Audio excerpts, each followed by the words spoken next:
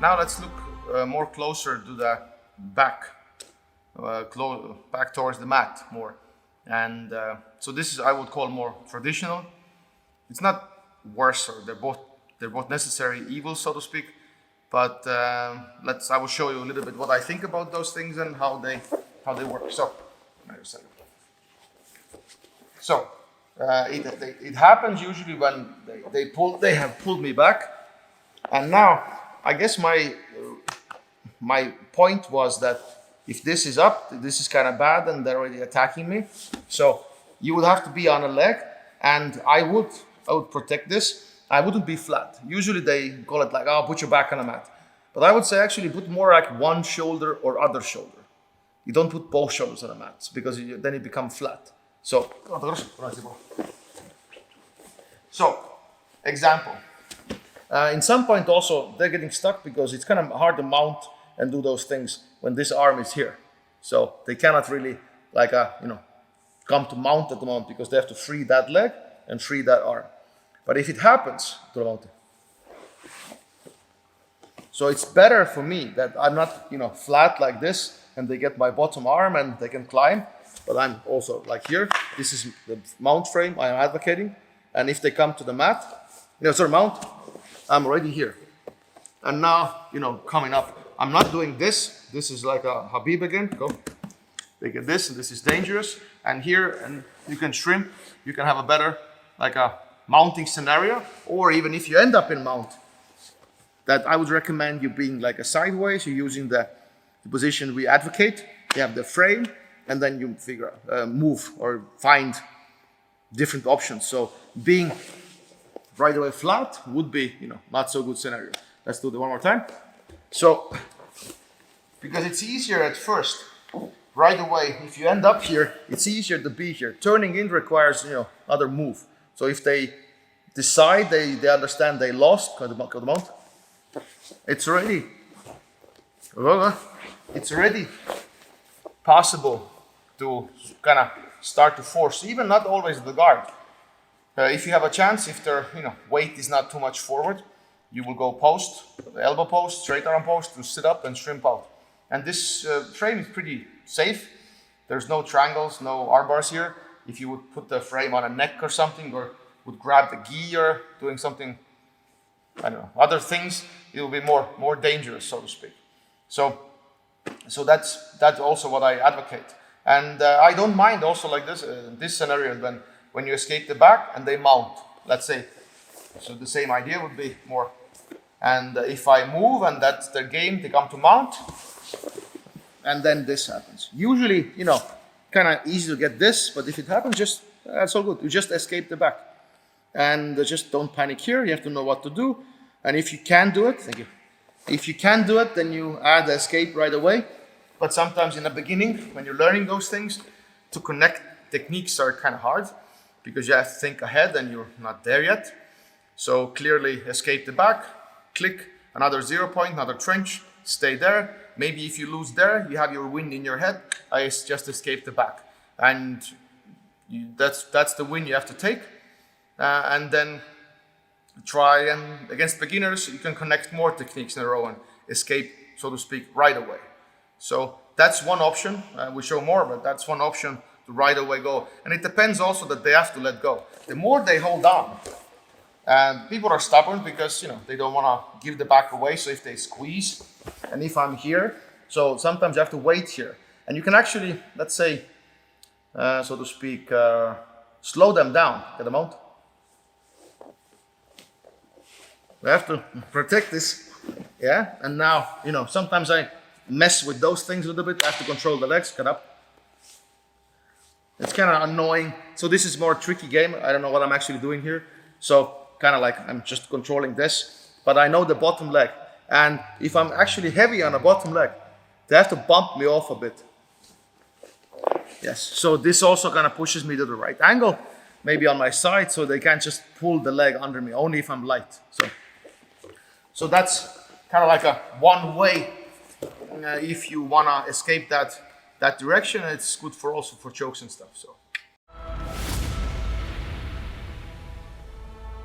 another direction from that back towards the mat.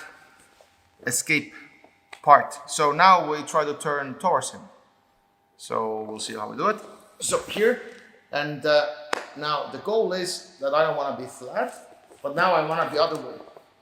And I don't want to be like too close because still that hook can reach. So I turn, so if they lift that hook, it's kind of short.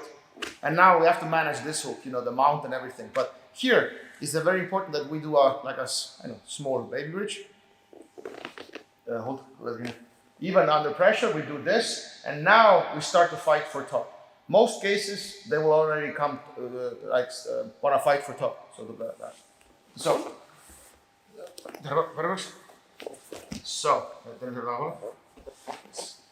if they come to top, I'm here.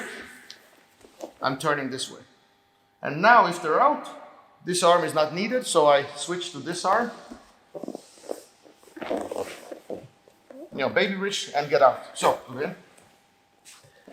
So kind of like there's also a slash guard variation. So, again. So if I do this, if I turn, I shrimp, frame, they get on top. So now if the leg is over, now leg control, because kind of kills the going forward, I can shrimp.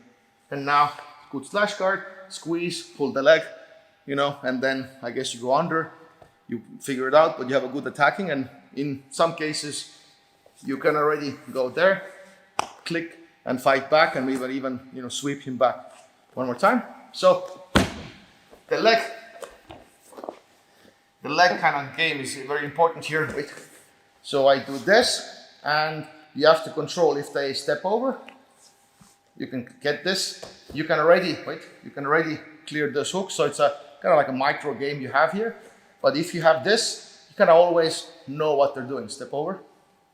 It's not that dangerous. If you have something like this, they will mount and it's getting dangerous. But if you have this, step mount, kind of, they have to get on top. It's because I don't want this to happen. So get on top. And now already I can have this from here. Get this, stand up, and now I can fight for top. This also in somehow is a magical scenario because I was just in the bottom and now I'm top. In my universe, it kind of implies that he's more tired, he was sloppy, like to do it, so why not? But I think in a real fight he will be more aggressive with forward pressure. So I probably end up in some kind of guard/slash guard situation and maybe fight from there. But if you are fresher and you can actually have those things, that controlling the ankle and get out. But I guess the big part is I advocate don't stay flat. Pick right away this, pick away.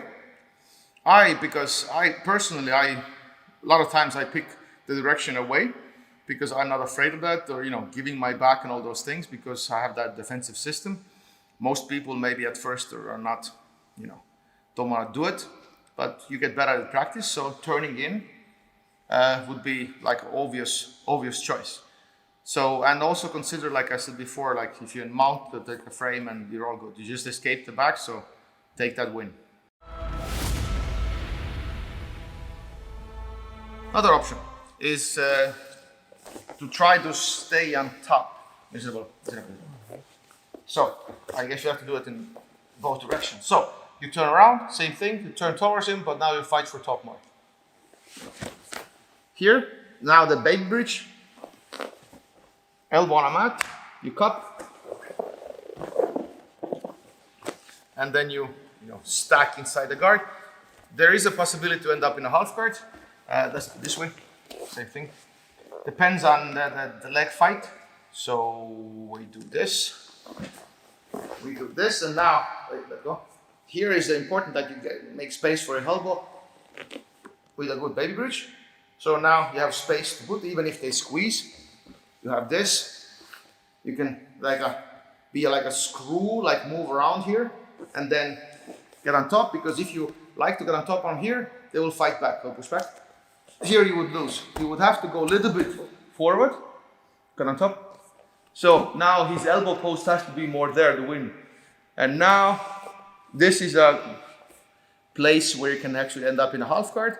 Most cases they will grab around you, so this leg will not be here. So if they're sloppy, You can have some half cardish situations, but maybe one time it works and second time probably end up in a guard. So one more time. Let's do it this way maybe. So you do this, I will turn back, guard. And I would advocate in this case, stacking in a close guard. Don't, I think it's too far away to go to whatever the upright posture, whatever you use. I have my own ideas about that. But stacking in kind of kills everything he wants to do, and you're not gonna sit in a close guard like a sitting duck. If you want to have some stacking idea, I have some Globetrotter videos, mother of all stack passes. I talk about it in my YouTube channel something, so there's no DVDs about it. In my case, that will actually address the stack, so you can check those out. But definitely, I'm not the only one that talks about stack. Roger Gracie is more, famously is talking about that. So it must be true, so to speak. So that's those top versions. Like I said, they usually happen when you're faster, kind of usually more explosive, and maybe you pull it off a couple of times, and then you have to expect your opponent will adapt, and it will not happen that much. And also, what you should expect is, let's say with Ronald, a couple of times I turned into close guard top. I like to call it close guard actually, and I will tell Ronald to adapt. And as soon as I start to turn into close guard, he will back away and have like a butterfly guard, using frames, whatever he feels like are there. So that's more unlikely to happen. So if I'm doing this, I turn in. So this is very likely situation after the time of adaptation. If he's tired, maybe close guard, but he will learn very fast that he doesn't want to get stuck there, and have this, and maybe even do like a stand-up. So the neutrality, you escaped, and this. If you know this, you will adapt and you will start to more pressure and maybe catch him and still keep him on a mat, but this is more real. So this is I'm also advocating also when I'm talking about things that certain combinations and what, good defense would look like. So, but those options have to be there. But as a defender, this is a very good choice to just go away and you're not getting stuck. So other way, you took a risk and then you even get punished by end up in a close guard bottom. So why not get the neutral? And as an attacker, also have a better idea. One more option. Now we're gonna turtle from there. So I will show you what it is, and then I guess then I will add certain details. So you're doing this, and we turned away. We couldn't turn towards him or them, or didn't want to. Who cares? And now they wanna get a mount, so to speak. But I decide I don't want to stay in mount and gets in a way stuck.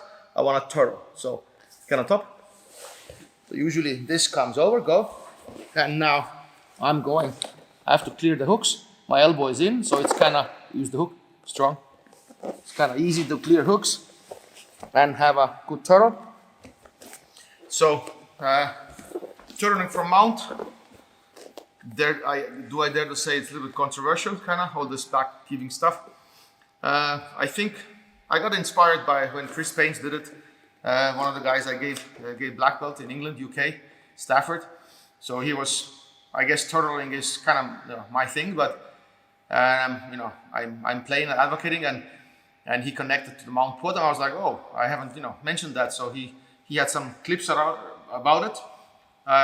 If you want to know more, I have a turtle DVD, sitting turtle DVD with Fanatics, and also Globetrotter. The video is there when I talk about turtling from mount. It is a very good option because turtling from mount allows me to stand up from turtle. I can stay there also as a trench. There's a negative is I give my back, but I don't give the hooks. So why not stay there and as a trench and then stand up or stay.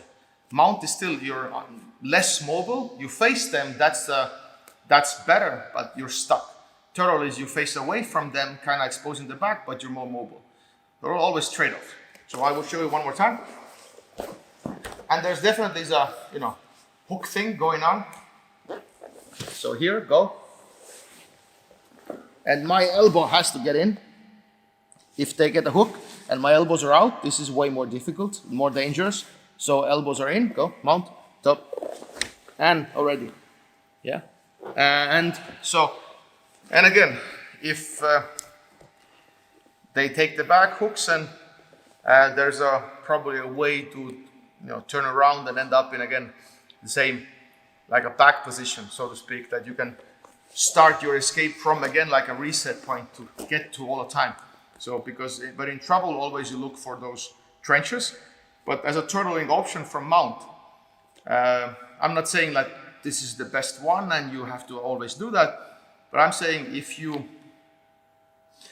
have those turning away, sit-ups and guards, yeah, that angle, turning towards is guard, slash guard, X guard, whatever, and then getting on top with those baby bridges, and you also have just the mount and just the turtle, then I would say that you have the biggest bubble to make decision. You're exposed to all those options, and then you can play with those. I don't like that you only have the best option to have. Sometimes you have to go and you don't want to stay in turtle and mount, and you want to go to turtle. So knowing all those things, and it also makes you more elusive target, because if they know that you're always going to do this one thing, they will adapt pretty soon, and you have a harder time. So if you sometimes do this, sometimes do that, sometimes do turtle, so it's also likely that it will throw them off. They don't know what you're going to do. So that's why we have jab, cross, and hook and body punches, so we can set things up better and not always repeat that one thing that people will adapt really soon. And from turtle, stand up, invert, and all those things. So it's not going to be like a sitting duck, so to speak, there. So keep those in mind. That's why I advocate. I give you the full picture, and then you can make your own decisions. So I don't think it's only wise to only know the best option. So yeah, again, things to keep in mind. More about turning away. We kind of covered the back towards the mat. So now a little bit more precise, because now there's more freedom to talk about escapes. Couple of more words about guillotine. Go. So you have a wrist fight, because what they want to connect their arms, if they like this way, or if they shrimp, go guillotine. And if I go to the mat, so this when it happens, yeah. So they can figure stuff out. So what you have later, so if I'm here, if they go for guillotine, you can actually mess with the arms. So this is very important, that you're not dead, you're just watching somebody grab your neck and you're doing stuff. And later you can feel it. So, and you can ready, and there's go guillotine, connect the arms. And this is a perfect scenario when, and you can do the changes. So if you don't want to grab the wrist, you have a harder time. I will show this also, I guess. But one more time, that if you're doing this, they grab the guillotine, you feel it. And right away you can escape. I guess you can do this also, but I would still grab this. If they connect to that arm, go. So this is already more easier movable. In some point you don't have to worry about the hook anymore if you're moving, because they're not reaching. This post, and now you fight. So this is very important. If they connect, you get more stuck. That's kind of your fault. If they connect, you still have to go. And now the changing of the angle and everything else makes it easier. So I will do it just for one. So let's turn this way more. So it becomes like a wrestling front headlock arm drag or something. So go. So here. So this, go, squeeze. So I cannot move this, go, squeeze. So I have to do, basically I turn to other side, arm post and stuff. So, and then, you accept the guard or fight for top, that's the one time. So, and if you get more stuck, you will do the same move, with losing some ears, but you can still work. So, and definitely there's a point when, people tap. So, go. Go. And then you can figure out the pass. Maybe over under is there. Maybe you wanna, because over under means you just pull the head enough out and you can go. but that takes experience because mostly you're afraid, you just want to get out. And so you want to over-exaggerate the move, so the over-under is probably not there if they have a decent skill, so you have more open guard situation. If you're getting more, even better, then you can just pull the head out and right away jam, and you have a good passing position, but then your sensitivity here has to be way better, and you're not going to panic. But I wrist fight a lot myself. It's just easier. In some point, you don't want people, grabbing your neck and squeezing, and because I'm also old. So here I go.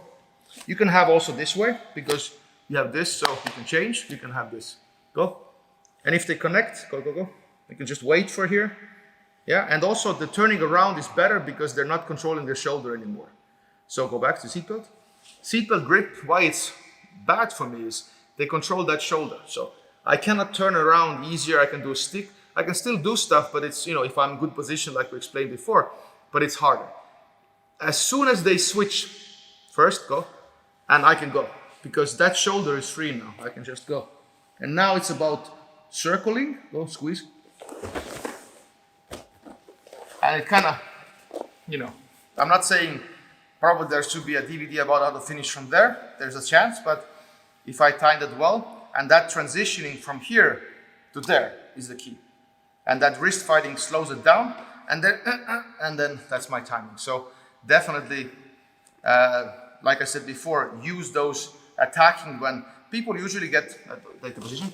What happens a lot, to me at least, people they're trying to be, they don't see what is the position, and they try to choke and rear naked choke and stuff, and then it's you feel the confusion from their part. And they don't know what to do and why nothing works. And then they become more rougher, like with the half Nelsons and with the chokes and stuff. So you have to, be mindful of that. And they start to go for things. And when they go for things, if I'm here, go for choke. I'm just waiting for that. I'm that calm. I'm just staying. And if they change, because they don't know what's going to happen, they're like, let's try the guillotine, And because their first try is usually sloppy also, that's the time to go. So you have to be that confident that you force them to do something, and then that transition you escape. Because that's usually what happens in the beginning, so later they already know. But like I said, if you get that position, it's really, there's nothing there, so to speak. So that's why the position is so strong. Like the same position back towards the mat. If you get this, your likelihood of escaping is pretty good. But why I advocate that my position is that position leads more to top. Because I can turn around and I can stand up and I can lead more to top. And I don't mind you putting your back on a mat, but this leads more to guard and all those things, more, let's say. So I want you to have both options. Going up and going down, and then you can make your decision. So you have a full spectrum of moves. You have the biggest bubble. And then you make decisions, what you like, what your rule set, how tired you are, those things. So that is why it's important. So, and also that's the only way for him to get really good. Because he has to beat all those things. He has to fight people going up, develop technique and sensitivities. He has to fight people putting their back on a mat. He has to fight people that are rolling around. So to get really good at back attacks, you need people with a good back escapes that are doing a full spectrum. So that's why I also advocate a good defense. Because otherwise usually every video we take, everybody's putting their back on a mat. So it's overused. Like the same way like the guard is overused back posture. Like everybody's upright all the time. So stacking in is also a very, very good option. So you should have always both opposites. So this DVD is about mainly, and this idea is very, very important and very close to my heart. So keep that also in mind. Now the same idea against Half Nelson. Half Nelson seems to be like the ultimate test of that position. It's a very good move. So can you turn around? Do the same thing. So seatbelt. Yeah. So first of all, I will explain a little bit later about the grips. I can control the grips. But now if he goes to Half Nelson, and if the position is wrong, you can't turn. Yeah. So, but if the position is right, go. So everything for him, it feels wrong. Pull. Go pull, pull. So, and then I just call it the limp shoulder, kind of like a wrestling inspired. I think they use it there. There's a limp leg and limp arm, and I guess I call it like limp shoulder. So, so I do this, half Nelson. I can already go back. So this is already timing issue. Go. I just go. It's easier, to go right away. I can wait for him to close, but that's the timing issue here. So go. Half Nelson. Pull. I have to go forward. Pull, pull, pull. And that's pull, pull, pull. And now, right now I'm stuck. Yeah, pull. And I can be rolled forward. Hold. But now I have to circle. And I have to lift my other leg like we talked. Pull, pull, pull. So that switching position from one side to another, and there's like a dead moment when there's a center of the movement. So that's where you can get stuck, and that's crucial. So the previous position, if you're getting more stuck there, the more circling helps.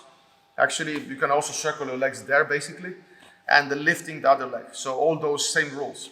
So what you also can play with, there's a couple of exceptions. There's a couple of exceptions that I talked about, not using your arms, so seatbelt. So, and also, usually when I want people to have seatbelts, then later I do this with Altak. I do this. So I control this and he controls what's rest. I don't want him to get this. I want to get this myself. So if somebody gets this, you can get the wrist or maybe even control. So now if he wants to connect to the half Nelson, go. There's no half Nelson. So this is also a very, very important idea. And this arm can be here. And so fight. So I'm here, there's no half Nelson, and he's reaching, and now, half time. If you have this arm, if he goes for half Nelson, go. He has to pull this a lot, and now the time I go. So the wrist fight, there's like I tried to explain it, I guess, in this DVD and better teach it, but there's like micro games there. And I can mess with also the wrist fight. I can show you if I control this, they have a seatbelt, and I control this. So this is, I don't need two posts on the mat. I will, I think, mention it in some point more. I just need one. So either I go up or I need my elbow. And if I'm here, it's kind of weird to grab, so I have to be leaned forward, and then it's very natural. So I can have this, and I want to control the attachment, so I do this. So if they go to half Nelson, they have to go like it's a bigger move. Do it again. The ultimate. So that's my timing also. Yeah. So if they do this example, do it again. I can go away. I can go up. And then, like we discovered before, the half Nelson, when you're up, half Nelson is harder. So I use those attachments. I think it's, I have to explain it in some point more. The wrist fights, I like to control the attachments. I don't like the idea, it is there still. I don't like the idea at first that they can switch their arms without any consequence. So it always has to be like, and then other one. So I make them exaggerate, and that's my time to go. If I'm just doing something else and they can switch their arms the way they want, that means like way greater skill. And as a beginner, you can't do that. It's more difficult. So always monitoring one is static and one is active. If you change, one is static, you're gonna control this because now you can be anywhere else, and this is the monitoring part, and now this. So that will be the main idea. Right now we haven't touched this because position is good and everything else, but we go more into those things, I would expect. So the same, think about this triad, the same half Nelson. It's a super good test, and it shows you at least your shoulders are in a very good position if you can do those moves. A very fun escape. Literally, yeah. It's the same turn, but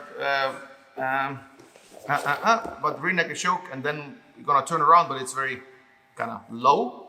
And I'm gonna show you how this, turning around lower works against. Because again, what the rear naked choke does, it frees the shoulder. I can turn, yeah. But if I'm in a bad position, I will tap. So, but if I'm in good position, seatbelt. So, yeah, seatbelt. If everything is good, my arm is there, and then they choke. So it go big step. So it's all good. And now I will even I think it's a little bit like can be a crank a little bit, but you know I don't really think people mind. So I will show you a couple of different heights. Squeeze, hard. It's that easy. Yeah? That's why I say it's fun. It's like it looks very dangerous, but I guess if you're a little bit more deeper in the choke, it can be a crank. But just people stop doing those things for a while. They try, and then they go really hard, and then they go like, oh, what's the point? So do it again. So that's one way. So I'm here, everything is good. They go for a choke, and as soon as I do, look, wait. So I control also this release. There, go. Go. Now I go. So they have to do this like a pull, and then there's more. So they go there with the body weight, then I go forward. So the example, that's some trick. And so go choke. And now it's already gone. They're already falling. Then most people feel they have to post. So do it again. Go harder. Go. So it's if you want, you can stay there and really test and don't do the turn and really feel the position. They can squeeze. You have to a little bit suffer, but if you just move slowly, because if you turn your head, they can't control your rotation, so you can easily go. And kind of similar to that wrestling kind of head move, just most people feel. Yeah. In a competition scenario, they will do it maybe harder. Yeah. But you can control the release, so you know where they're going and just roll. Slower, like a lower version with this, that I personally and I know some people who also do it, will use it against deeper chokes to peel off, because I'm using the mat to peel him off, even from deeper chokes. So, here, go, delegate.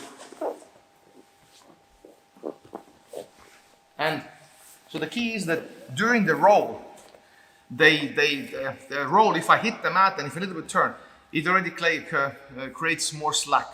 And during that time, the choke is loosened. So we might do it more faster. I turn my back to you. So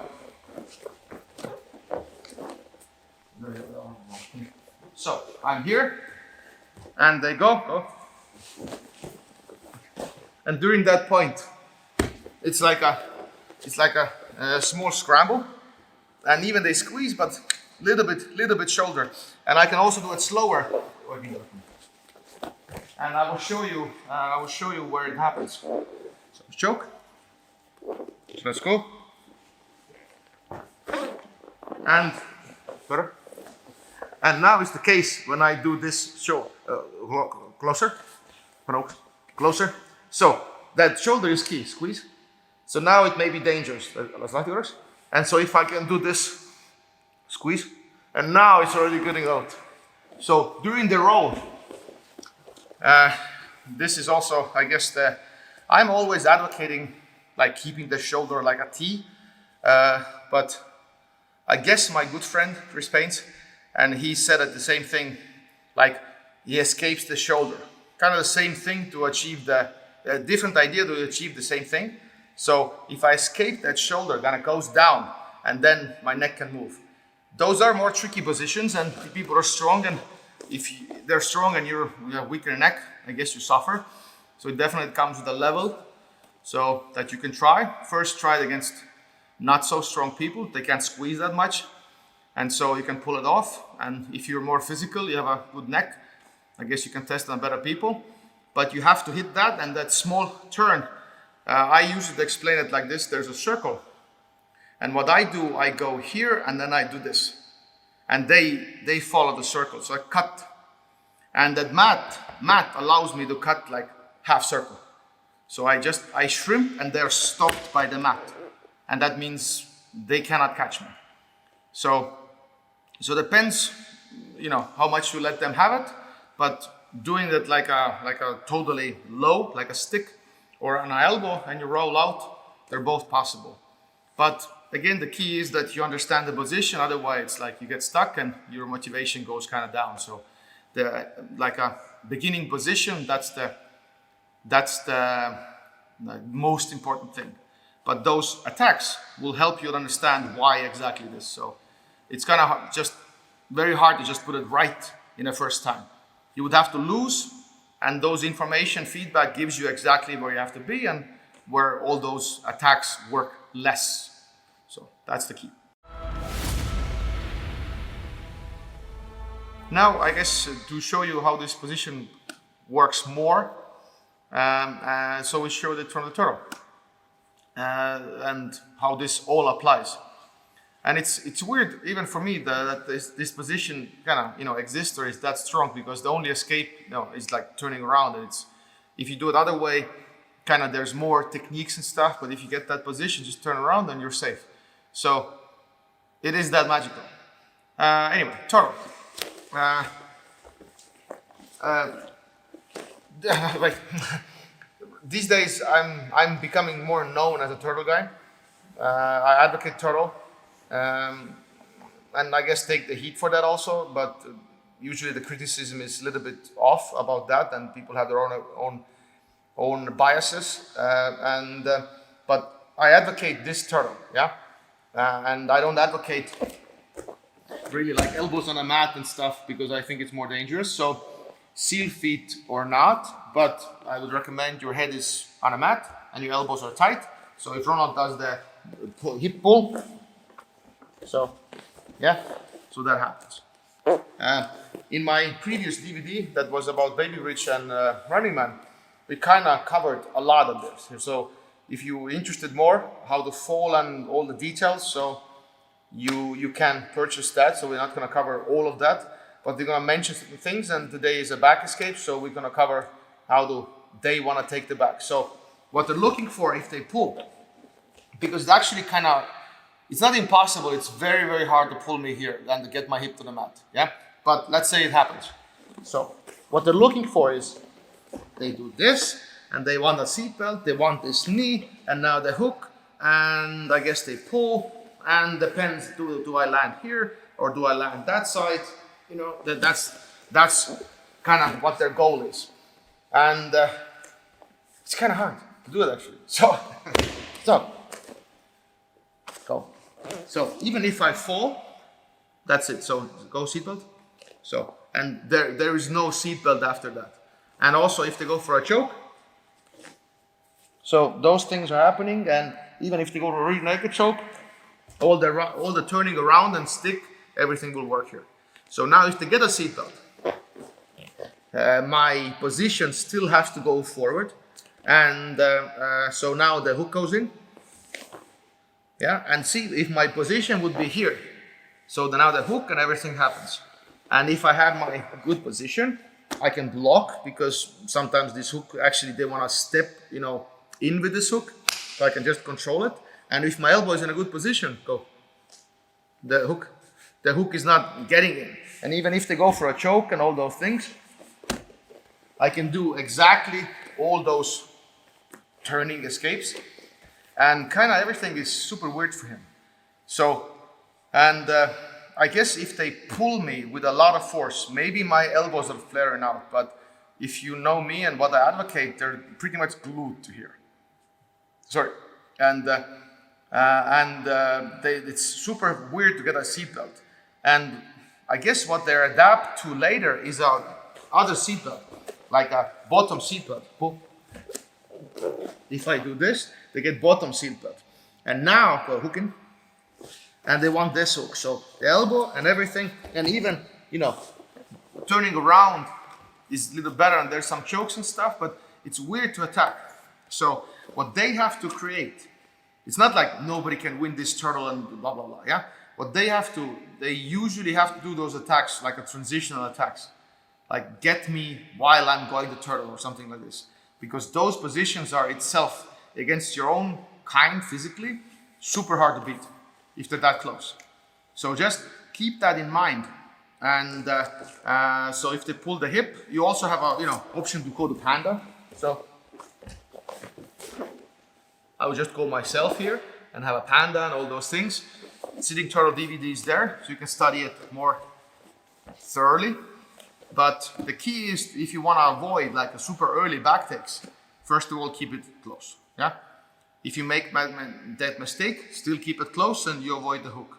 And without the hook, if they go for a choke, you do the still turnaround and still nothing happens. So this is very important. Another one is if they pull my upper body more, then I land more running man. So, then I land here. I still land like this, yeah? So if I land a little bit open, they get seat belts and everything happens again, yeah? So if they take my back, pull, maybe we end up again here, yeah? So this is a legit scenario. If I roll too fast, you know, like we showed before, maybe I escape. And if I didn't, I get to my position, everything happens again. So they're all connected, so to speak. And attacking the turtle and those things, actually it's quite complicated when somebody is indecent in turtle escapes. And to make them really good in back attacks, like I said before, they should know the turtle, active turtle, that's on a City Turtle DVD, panda, all those things. And you start to appreciate it more. And taking back from turtle is actually a very tricky thing to do. I'm talking about the experience. Yeah, from the experience. So keep those things in mind. So it's not, even if they pull really hard, so your thing would be, come. And you cannot also land like this, they will habib you again. So this is also, and turning around, and you will do all those mistakes, and then it's a full body coordination to fall like this. So now, so yeah, we finish off like this. More about back takes from turtle. So let's start. With a seatbelt, it's actually quite hard to make this. Ronald will do this common back take. Let's hear more. Oh. With a seatbelt, I would turn my head away. That is the wrong thing to do. He will roll me, and you kind of, you know, it's a decent thing. As soon as I turn my head away, it doesn't work. And then it's like a jab cross situation in that sense. But it's actually, I think we now in our gym, we did it in some point. It was, famous, people showed it. But we don't do it anymore. It's actually quite hard to do. And you just turn away, the angle is gone. What I talk about is this, just towards the camera, if they have a seat belt. If I do this, if I have a correct turtle, they can't roll me like this anymore.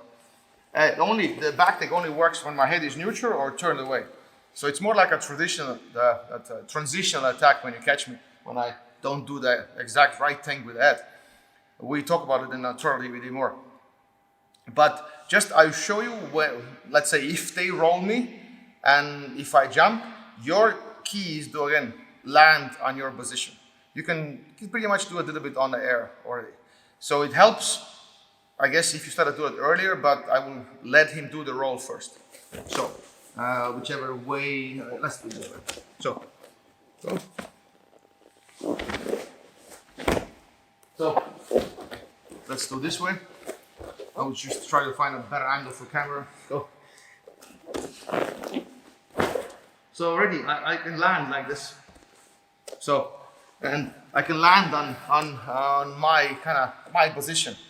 And already everything, if they go for a choke, everything has to be there.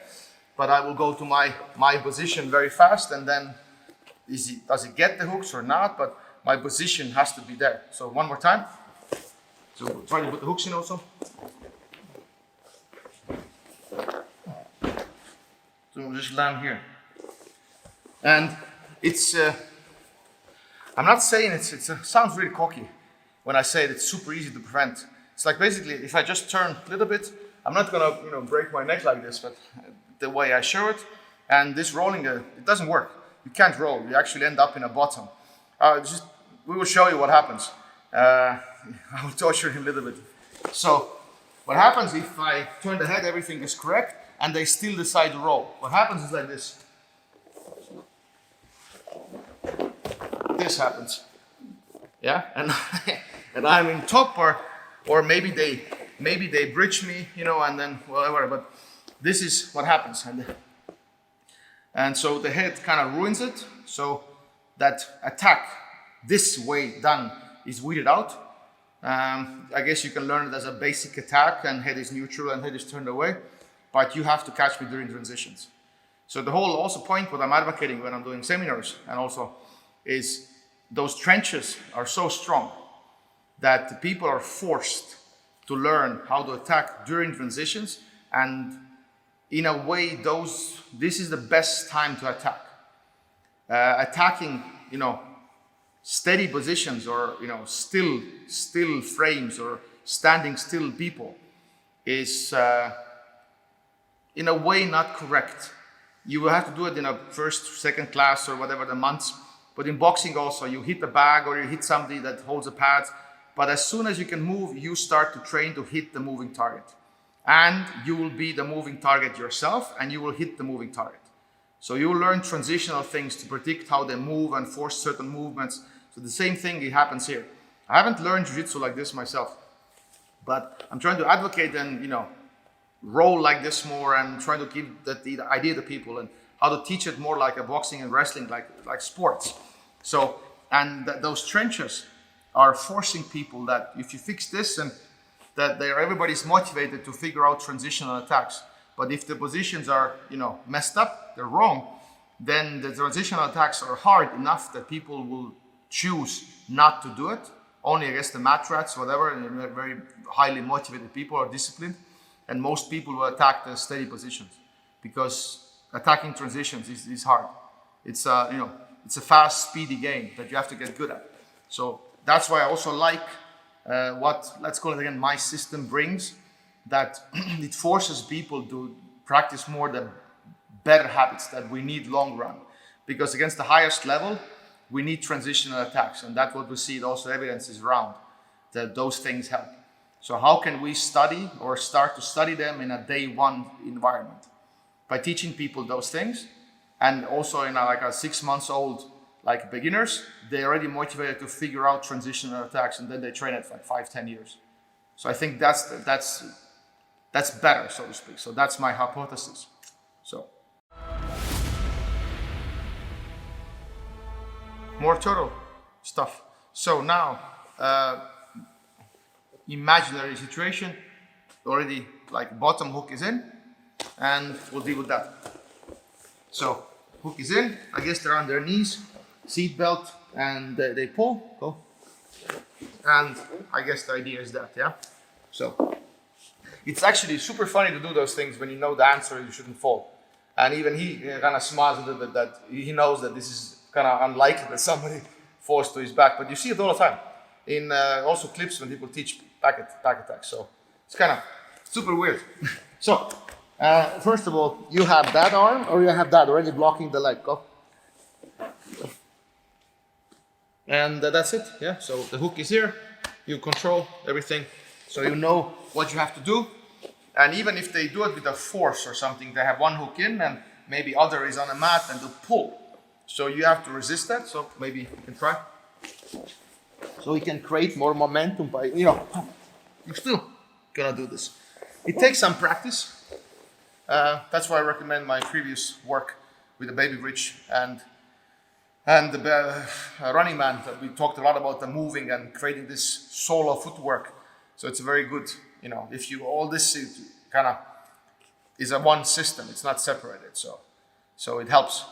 And also one way to do it is with the super hook. So it kills my base better. So we call it super hook, so grapevine, whatever. So if they're doing this and they pull, and so they can stretch my leg.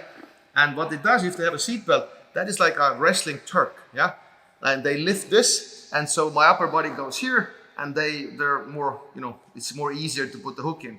But what's the problem with super hook? We talked about it earlier, so I didn't have a environment to explain this. It's kind of easy to take it over. Let's call it easy, yeah? Everything is easy, so to speak.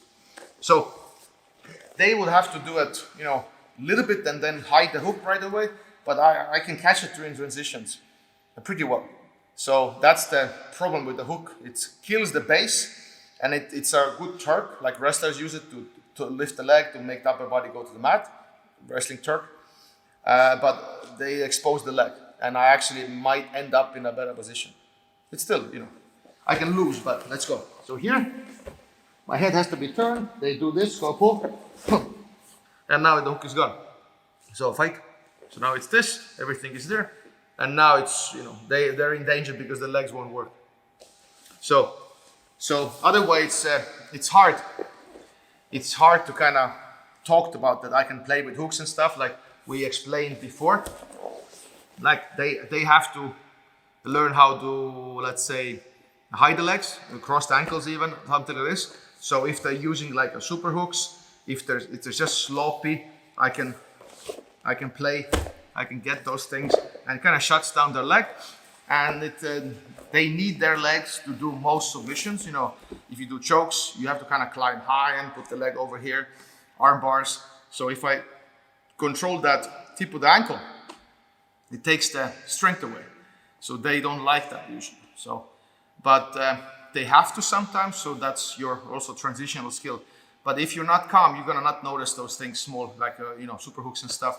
So it's very, very important that you're in the moment, one with the universe and all those things, that you can stay and just understand everything, because it's a super complex thing. You have to watch your legs, your shoulders, your head, what his arms are doing. You know, it's not easy. So the whole body awareness takes time. So it's worth practicing.